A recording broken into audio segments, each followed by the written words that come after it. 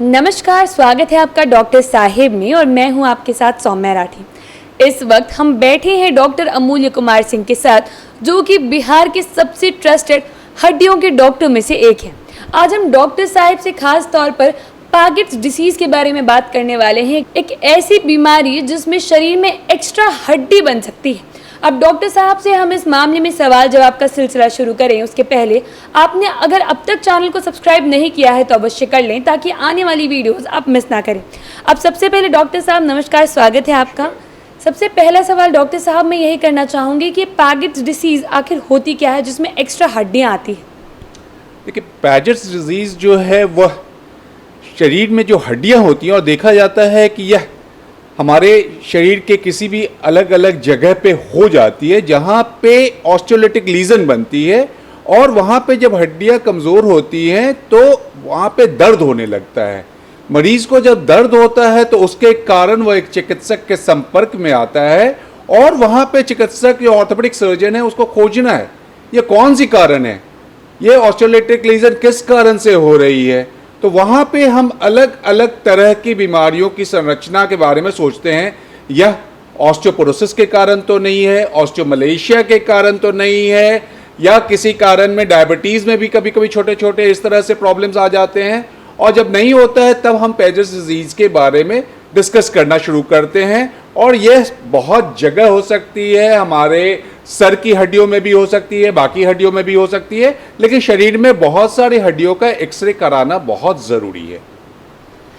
ये जो बीमारी है जिसमें शरीर में एक्स्ट्रा हड्डियां बनने लगती है, इसके मुख्य कारण आखिर क्या है?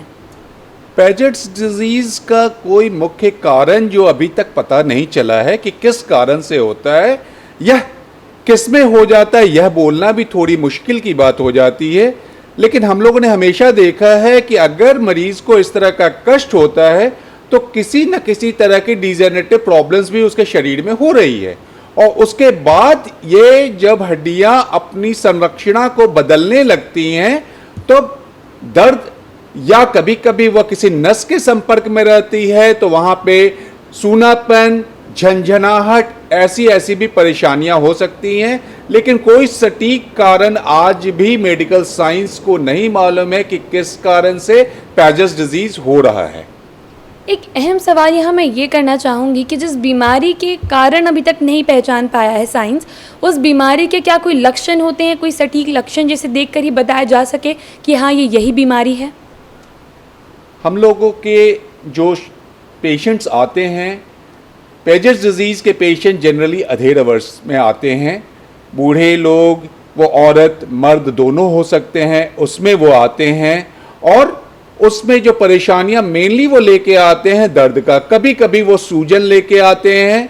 आप जब एक्सरे कराते हैं और अच्छे क्वालिटी का अगर एक्सरे है तो आप उस बीमारी को पहचान लेते हैं। अगर उस बीमारी की पहचान एक्सरे से नहीं हो पा रही है तब सीटी स्कैन कराने की ज़रूरत पड़ती है। अगला सवाल मैं ये करना चाहूँगी कि ये पैगेट्स डिसीज़ जो है ये किन्हें होने का खतरा ज़्यादा होता है? जनरली अधेड़ वर्ष में होता है, जिनको कि थायराइड प्रॉब्लम है उस मरीजों में ये ज़्यादा हो सकता है, जिनको डायबिटीज़ है उसमें ये हो सकता है। लेकिन बहुत सारे कारणों का विश्लेषण हमें करना पड़ता है, इसलिए वैसी बीमारी जैसे पैगेट्स डिजीज़ है इसमें देखिएगा खून की बहुत सारी जांचें करानी पड़ती हैं, और कभी कभी मरीज थोड़ा गुस्सा भी होता है कि हम थोड़ी सी परेशानी के लेके आए, आप इतना सारा जांच करा रहे हैं।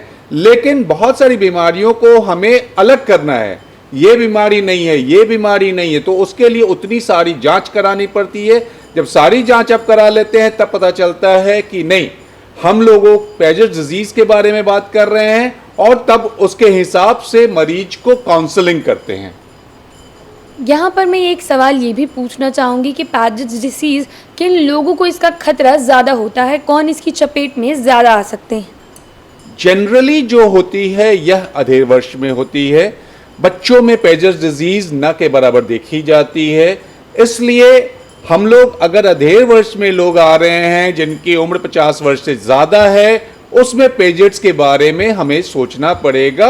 और अगर वह तकलीफ लेके आ रहे हैं, एक्सरे में थोड़ा भी उस तरह का अंश मिल रहा है कि वो हड्डियों का एक लीजन बना हुआ है, वहां पे या तो थोड़ा काला धब्बा दिखेगा या कभी कभी थोड़ा उसका मार्जिन थोड़ा सा उजलापन दिखता है, तब हम लोग सोचने लगते हैं कि नहीं, यह पेजर डिजीज हो सकता है। और लेट में वो डिफॉर्म्ड हो जाती है, वह जो हड्डियों की शक्ल है वो विकृत होने लगती है, उससे भी हम पहचान सकते हैं। ये बीमारी कितनी घातक साबित हो सकती है?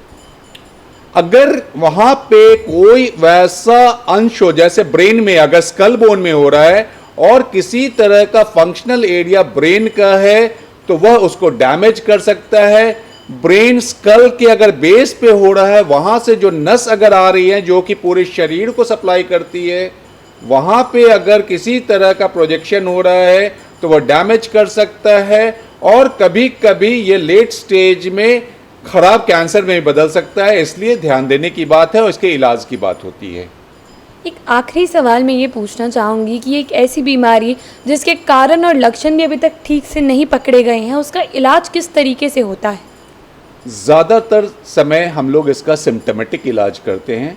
अगर दर्द हो रहा है तो दर्द के कारणों का पता लगाते हैं, उसके हिसाब से इलाज करते हैं।